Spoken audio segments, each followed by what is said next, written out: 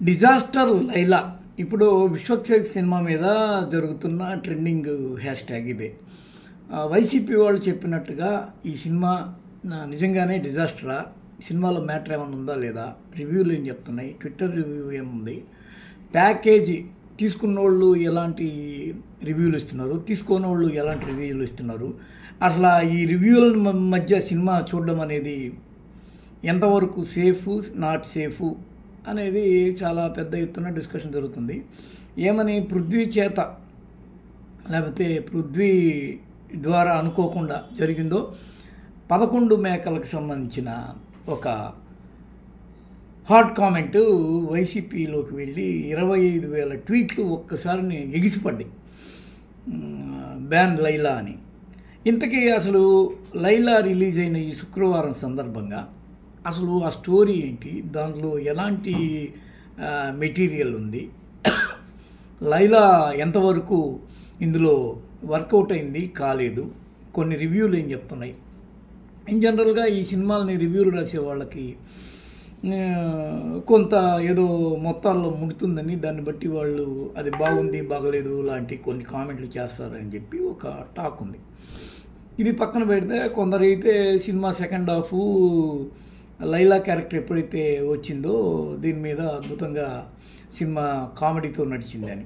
అసలు ట్విట్టర్ మొత్తం ఎలా ఉంది అంటే అది వాళ్ళు చూసి చేస్తున్నారో చూడక చేస్తున్నారో తెలియదు, కానీ మీకు ఒక ట్విట్టర్ రివ్యూ చదివినిపిస్తా. సోను మోడల్ లాంటి చెత్త క్యారెక్టర్ ఇంతవరకు ఎక్కడా చూసి ఉండరు, అదే ఈ సినిమాను ముంచేసింది అని ట్విట్టర్లో టాక్ నడుస్తుండగా, ఎప్పుడో అవుట్డేట్ అయిన కథనం ఒక్క చోట కూడా నవ్వు తెప్పించలేకపోయాడని, అర్థం పర్థం లేని సీన్లతో ఫస్ట్ హాఫ్ అంతా కూడా నింపేశారని, చూస్తుంటే లైలా మీద చాలామంది నిరాశతో ఉన్నారని తెలుస్తుంది. అలాంటి చిత్రాలకు కంటెంట్ మాట్లాడాలి కానీ అది జరగలేదని, వివాదాలతో సినిమాని గట్టెక్కించుకోవడము అనేది కుదరదు అంటే దీని మీద ఇప్పుడు నేనైతే చూడాల, కానీ స్పష్టంగా ఒక మాట చెప్పదలుచుకున్నా.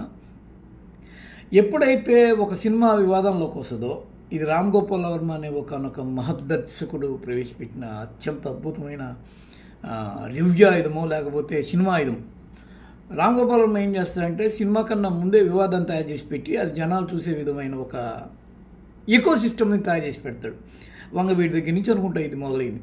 తర్వాత లక్ష్మీ ఎన్టీఆర్ నిన్న మొన్న వ్యూహం వరకు లేనిపోని గొడవలు, ట్వీట్లు, వివాదాలతో ఒక యుద్ధ వాతావరణాన్ని తయారు చేసి పెట్టి ఇది సచ్చినట్టు చూడాలరా దేవుడు అనే ఒక అదేదో గత్యంతరం లేని పరిస్థితిని ఏర్పాటు చేస్తాడు అతను. ఈ క్రమంలో మొన్న ఈ మధ్య వరుసగా బ్రో ఒకటి, ఇదే పృథ్వీ, తర్వాత రామ్ చరణ్ యొక్క గేమ్ చేంజర్ సేమ్ పృథ్వీ, ఇప్పుడు లైలా 11 గొర్రెల కామెంట్తో సేమ్ పృథ్వీ.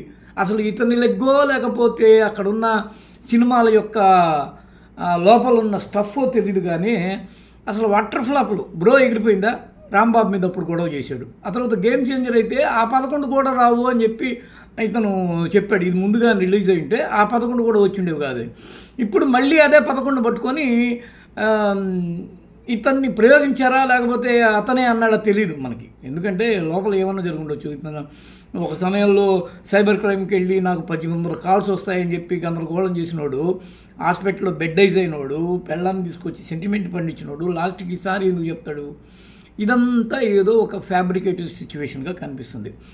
దీన్ని బట్టి మనం ఏం అర్థం చేసుకోవాలంటే ఫస్ట్ ఈ సినిమా ఏదో బాగుండదు, అందుకనే ఒక బ్రో, ఒక గేమ్ చేంజర్ లాగా ఒక లైలాను కూడా పృథ్వీ చేత ఈ విధంగా, ఇప్పుడు పృథ్వీ అనేవాడు తెర మీద తెర బయట 2 నటనలు చేస్తున్నాడు అనేది మనకు తెలుస్తోంది. దీన్ని బట్టి మనం చూస్తుంటే అసలు ఈ పృథ్వీగాడి అడుగుపెట్టి ఈ సినిమా మీద ఏదో ఒక కారు కూత కూస్తే ఆ సినిమా అడ్డదిడ్డంగా ఉండడము అనేది కన్ఫాము అన్నది ఈ ట్విట్టర్ రివ్యూల మీద మనకి బాగా ఎక్కువ కనిపిస్తుంది. ఇందాకే చదివి వినిపించే కదా, చెత్తగా ఉంది ఆ క్యారెక్టర్ అని. నిజానికైతే రెమో అని ఒక శివకార్తికేయన్ సినిమా ఇట్లాగే వచ్చింది. అందులో కూడా అతను ఆడవేషం వేస్తాడు, హీరోయిన్ని దక్కించడం కోసం ఒక అమ్మాయిగా మారి ఆ విధంగా ఒక ట్రావెల్ చేసి ఫైనల్గా ఆ అమ్మాయి కాదు అబ్బాయిని నేను అని చెప్పి నిరూపించడం. గతంలో ఇవి ఆడవేషాలు వేసిన సినిమాలు 1-2 బాగా హిట్ అయినాయంటే, ఒకటి చిత్రం బళారి విచిత్రం, ఆ తర్వాత కమలాసంది భామని సత్యభామని, ఇవి బాగా హిట్ అయినాయి.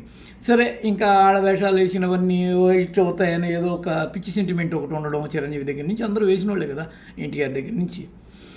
ఈ క్రమంలో దీన్ని ఇట్లాగా తీసుకొని అది కూడా రొటీన్ రొడ్డు కొట్టడు మెలోడ్రామాతో కథ ముగిసింది అన్న కోణంలో ఇప్పుడు జరుగుతున్న ఈ భయంకరమైన ఈ పోరాటంలో ఇది ఇప్పుడు ఒరిజినల్ హిట్టా కాదా అనే ఒకనొక మీమాంస ఇంతకు ముందు ఉండేది. కొన్నిసార్లు ఏం చేస్తారంటే గేమ్ చేంజర్కి ఇదే జరిగింది. తొలి రోజు 186 కోట్ల వసూళ్ళని, తర్వాత 220 కోట్ల రూపాయల బ్రేక్ ఈవెన్ క్రాస్ చేసింది. తర్వాత ఇంకా ఏవేవో దాన్ని అలా 2 క్యారెక్టర్ బాగున్నాయి, ఇది సచ్చినట్టు చూడాలని పిల్లలకి వేయడం, ఇలాగా దాన్ని ఒరిజినల్ హిట్టా కాదా అన్న మీమాంసలో తీసుకొచ్చి నిలబెట్టడం అనేది ఇప్పటి వరకు చూసాం. ఇప్పుడు ఇదేంటంటే ఫ్లాపే, కానీ ఒరిజినల్ ఫ్లాపా కాదా అనేది ఇప్పుడు ఇది ఒక పెద్ద టెన్షన్ మొదలైంది. ఇది కేవలం వైసీపీ వాళ్ళు చేస్తున్న ఫ్లాపా, డిజాస్టర్ లైలా అని చెప్పి ఇంతకుముందు బ్యాన్ లైలా అన్నారు, లేకపోతే నిజంగానే ఫ్లాపా అనేది ఒక డైలమా అట్మాస్ఫియర్ని క్రియేట్ చేసి పెట్టారు. ఇది కొత్త ట్రెండ్. ఫ్లాపుల్లో ఒరిజినల్ ఫ్లాపా, డూప్ ఫ్లాపా, ఇది మనం గుర్తించాలి. ఏదేమైనప్పటికీ బేసిక్గా ఇలాంటి సినిమాల కోసం ఎదురు చూడడము అనేది ఏం పెద్ద గొప్పగా లేదు. అలా లేని వాతావరణంలో ఇలాంటి ఒక వివాదాస్పద వాతావరణాన్ని క్రియేట్ చేయడం వల్ల అదేదో పృథ్వీ అంత డ్రామా చేశాడు కదా, తెర బయట కూడా నటించాడు కదా, అతనికి తెర మీద నటించిన ఇంత చిన్న పాత్ర కన్నా తెర బయట నటించిన పాత్రకే ఎక్కువ డబ్బులు ఇవ్వలేము. ఎందుకని ఫ్యామిలీ మొత్తం దింపాడు. లేడీస్ కూడా వచ్చి, వాళ్ళ ఆవిడ కూడా వచ్చి, లేదు పృథ్వీ గారు చాలా గొప్పవాడు, మహానుభావుడు, ఆయన నడిచే దైవం అనే కోణంలో మాట్లాడిపోవడం, ఇవన్నీ చూస్తుంటే ఇదేదో